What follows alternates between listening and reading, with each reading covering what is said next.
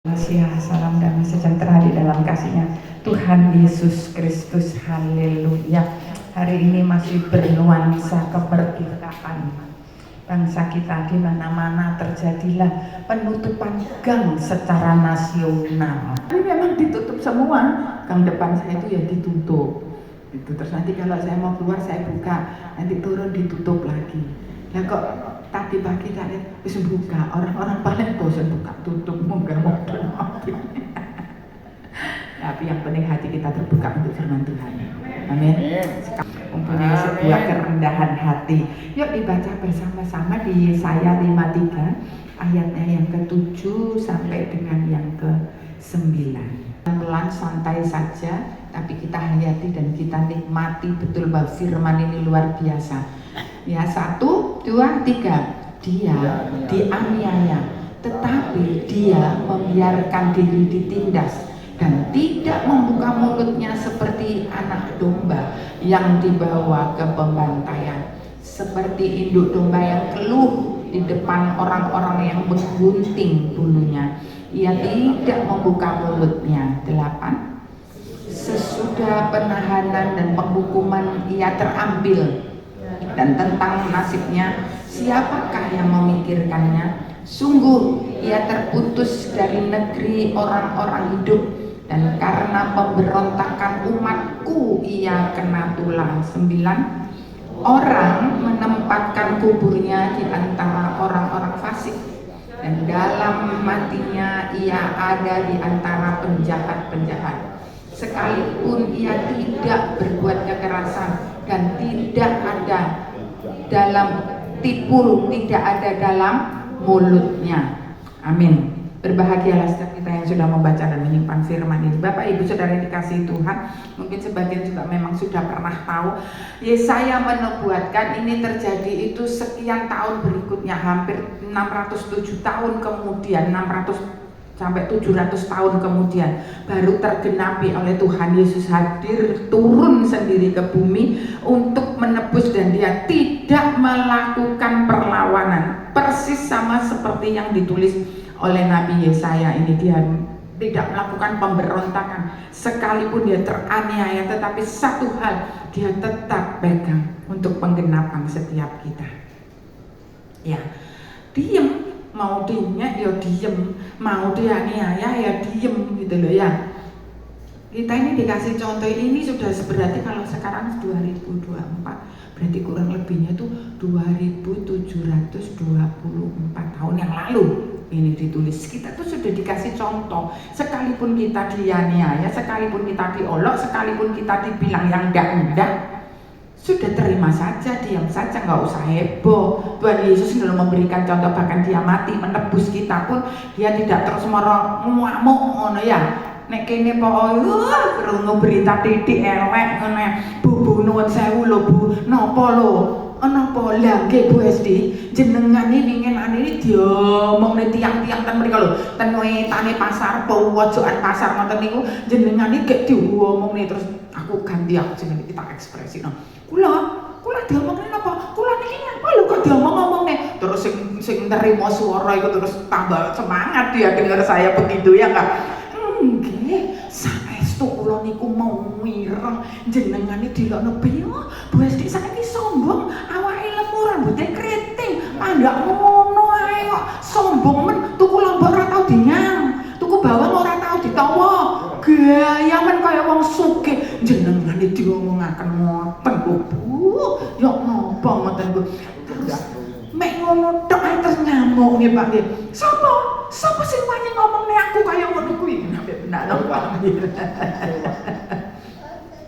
Yesus dianiaya aja enggak sampai sebegitunya. Bener enggak?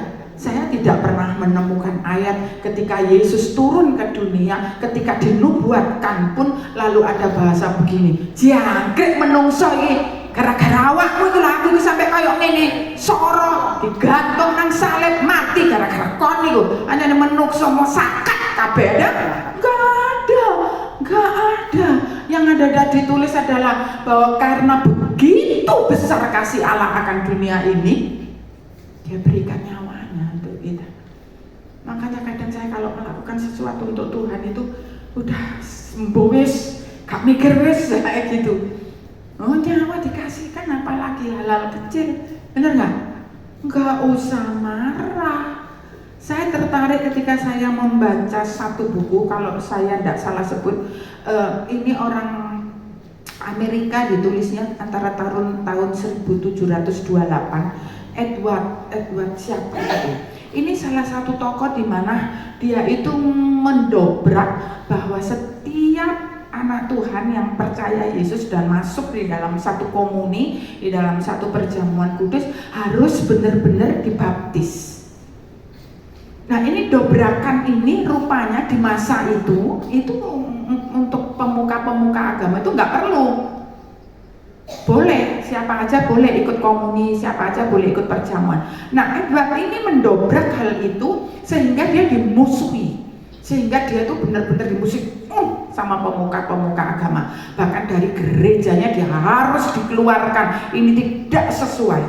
Dia nggak marah, yang dicontoh Tuhan Yesus. Memang benar di firman dikatakan bahwa baptislah dan ajarlah, lalu boleh masuk di dalam perjamuan kudus. Ayo siapa sing kurang baptis? Terus mau wis melu perjamuan. Oh enggak ya? Semua sudah ya? Semua sudah dibaptis? Amin, haleluya. Layak berarti ikut di dalam komuni. Loh, ini orang ini nggak marah loh. Dia hanya mendoakan orang-orang yang nggak tahu. Bahkan ada beberapa, ya kalau kita gitu majelis gitu, BE misalnya yo, berarti aku di zaman saiki gitu yo. Bu SD, sampean iki winginane ku yo, ono sing ngomongno sampean ku serakah. Ngerebut gereja. Delok niku. Terus aku ganti ini, Sopo sing ngerebut? Sopo sing mati ngomong? Nah. Saya berkaca dari orang-orang aktivis gereja yang membuat saya memberikan contoh luar biasa. Ketika dia mendapatkan berita yang tidak baik, ya, dia tidak bilang seperti itu. Dia hanya bilang begini, kamu dengar berita dari siapa? Dari si A. Neng si A jare si B. Lah si B ku kerumut kok si C, berarti kan nggak benar, ya. Berarti nggak ada kebenarannya, udah nggak usah direken. Terus bermanfaat nggak kalau kita dapat kata-kata seperti itu? Wah, kita nggak sih, nggak ada manfaatnya kita dengerin itu. Yang ada kita tuh malas gemerungsung dewi, bener nggak? Berarti ya udah buang aja. Berguna nggak untuk pelayanan? Ketika kita mendengar hal negatif itu nggak berguna untuk pelayanan, ya udah nggak usah didengerin, buang aja, cuek. Gitu ya. Supaya kita punya kemerdekaan di dalam hati kita, supaya kita punya kedamaian di dalam hati kita. Yesus memberikan contoh ini, dia diam loh. Bahkan coba sih ayat yang ke-8 tadi ayatnya Ben. Ya. Sesudah penahanan dan pengubuhan ia terambil dan 7 dikit. Kalimat terakhir ayatnya gitu. Ini ya, di kalimat terakhir, seperti induk domba yang keluh di depan orang-orang yang menggunting bulunya. Yang dalam bayangan Bapak Ibu Saudara yang dikasihi Tuhan, seperti induk domba yang keluh di depan orang-orang yang menggunting bulunya.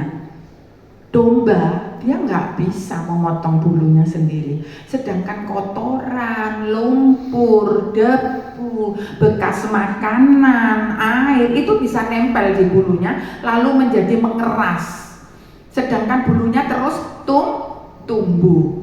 Wis nek zaman saiki arek-arek iki kaya rege-regenan lho. Tahu enggak? Rege-regenan sing rambutnya gimbal-gimbal. Ini bulunya tuh lebih parah gitu loh. Dan dia tidak bisa berbuat apa-apa. Dia terkunci di situ, dia tidak bisa merdeka di situ. Domba yang bulunya sudah sangat tebal, dia nggak bisa apa-apa. Mek ketok motone tok, kadangnya motoe ketutupan, ulune sing kotor kuwi. Kedip ngene. Kayak ora iso kaya awake dhewe nek kedip-kedip ngono terus marang njukuk. Ya, njukuk tisu terus dilapi gini. Induknya domba ini mosok iso ngono. Nek pas debunya masuk ke matanya terus ya gini, "Ih, ambil tisu dong. Bapak domba, ini induk domba lagi penuh debu nih, ilangin." Enggak bisa melakukan itu. Dia paling mek kedip-kedip.